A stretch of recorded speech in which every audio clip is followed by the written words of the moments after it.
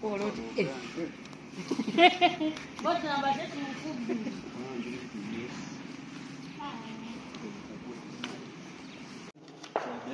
the expo now, ladies and gentlemen, I want to thank you for coming to listen to our press release. But this is an opportunity for the eastern part of the country to develop.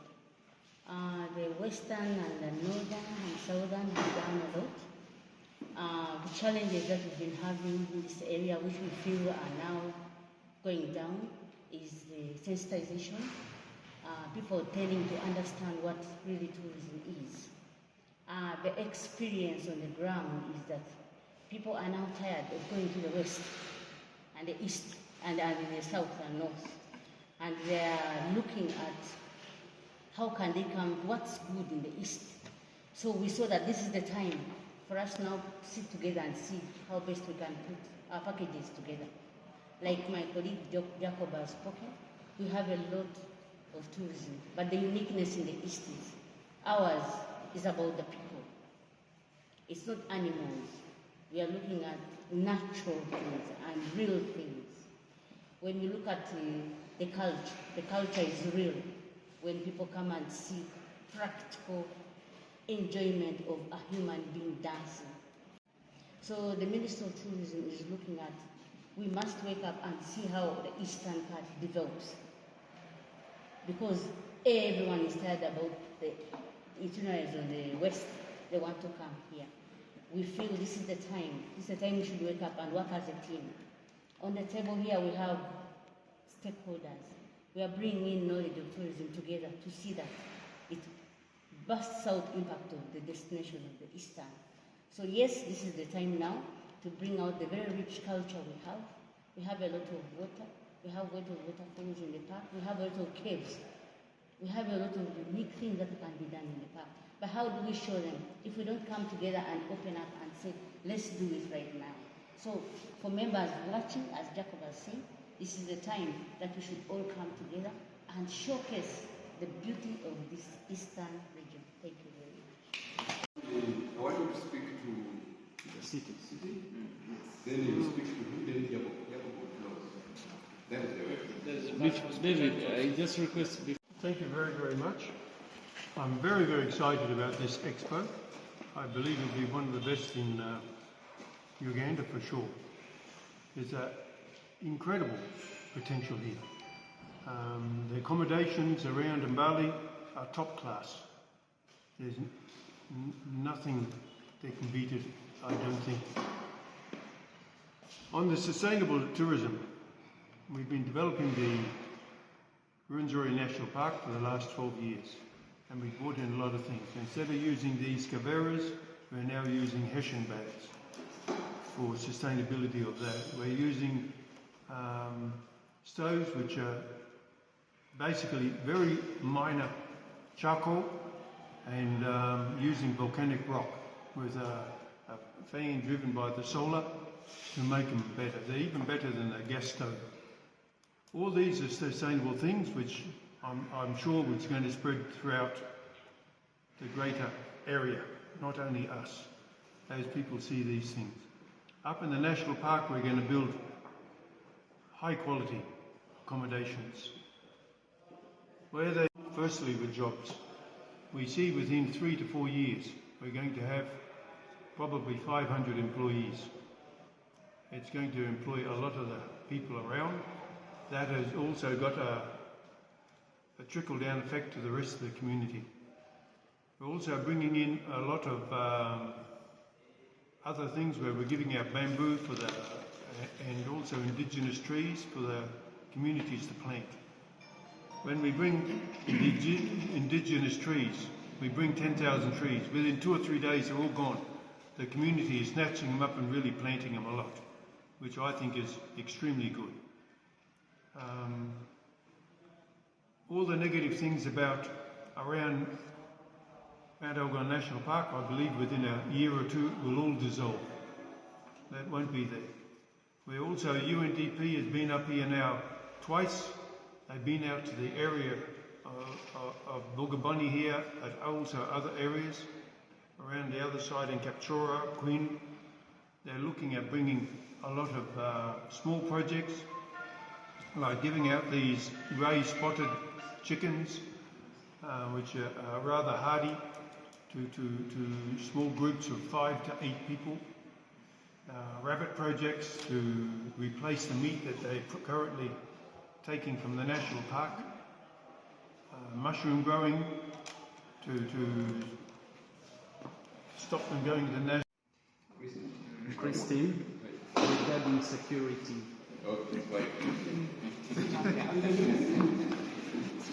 All around the park, not just in Sasa Trail, but all the way around. And there's many, many ideas there to bring much more sustainability.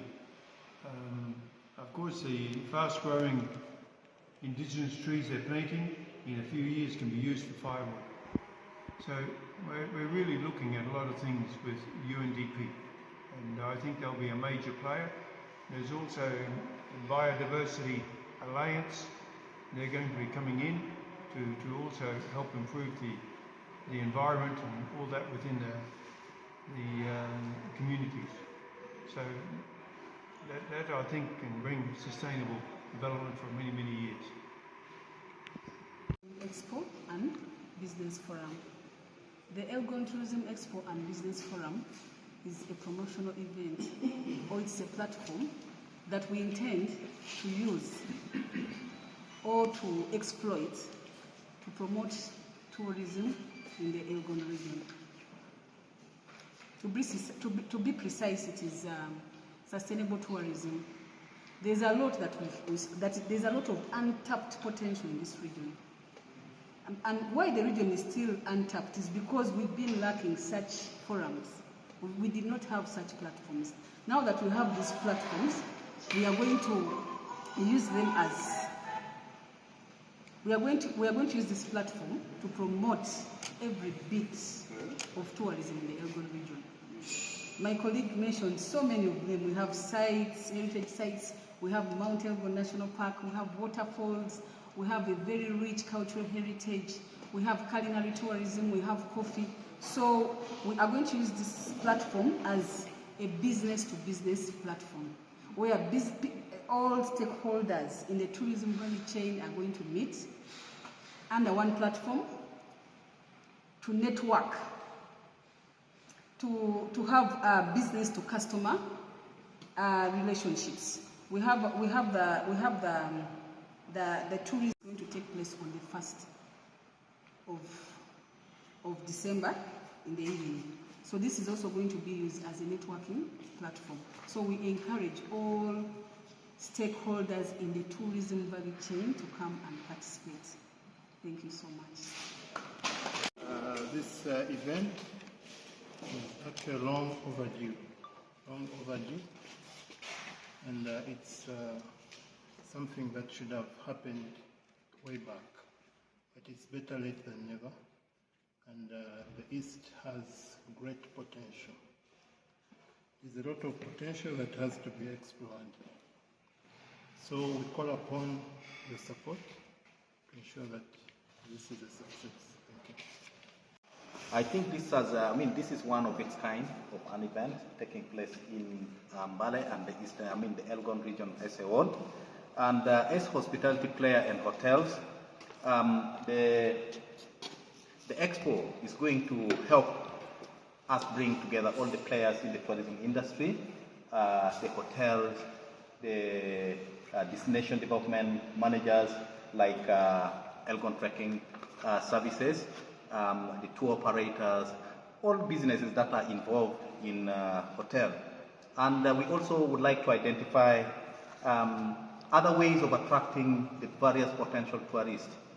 We look forward after this event to at least have the accommodation facilities increase its occupancy from what it is now to a higher level, and by that we are not only looking at benefiting the organizers of the expo, but also benefiting the different value chains outside the hospitality industry that can benefit from the influx of the tourists. And we are also looking at how we can collaborate with different entities and attract as many potential tourists, not only tourists but investors Because at the moment, if we look at what we are, and assume we have 5,000 showgoers coming for this expo, are we able to host them in Mbale?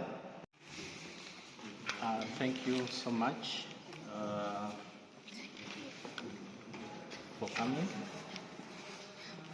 Someone talked about why now the expo in Elgon. For us as Mbale Hospitality Association, actually, as my colleague said, it is long overdue. It has come at the right time where we need to engage the community. There's a lot of product development outside there, but nobody knows. So we are seeing this expo. It is going to serve as a stage for everyone to showcase what we have. Even clients that, the guests that we receive in this region, they would like to see a variety of products that we are offering. Elgon region alone has the rich culture. If you are talking of sports tourism, I think we are the best. We have actually the world marathon champion. So why not talk about this? The richest culture like now, the Mbale, where people dance for miles. Where else do you find such a kind of culture where people can dance for miles and they don't get tired? So much. For us as Mbale City, we do encourage and call upon all the partners in the tourism value chain, all the hospitality association to come together and work with us so that we can make this city a tourism hub. Just as you see the west, the north, most of the monies has been invested the other side, but for us as Eastern, we have rich tourism potentials that have not been and that have really not been tapped, that have been untapped. So let's put our hands together so that we can also pull investors to come to Eastern. Let's leave the fights, let's leave whatever we have been doing that has been lagging this region behind. We work together. For us as a city, we are ready to work with everybody, with whoever is willing to promote tourism in the region. Thank you. Masaba, community and others. I believe I'm the eldest here now. I qualify to be the cooker of the land, and I'm representing the elderly and our patient. Welcome. This expo is good on this land, and it has played, and because of that, we have been robbed. One, talk of culture. Culture is our identity. It is where they discover you, that you are a Masaba, that you are a man, that you are married, that you speak the language. Where I'm talking now, we are already robbed because I'm speaking the language which is not a culture. That is one. Two, the land is robbed. Reason is that someone, even if you take a Masaba here on mountain, will not understand what you are doing. If we hear that mountain is the largest mountain, and we have some other funny, wonderful features, no one could believe.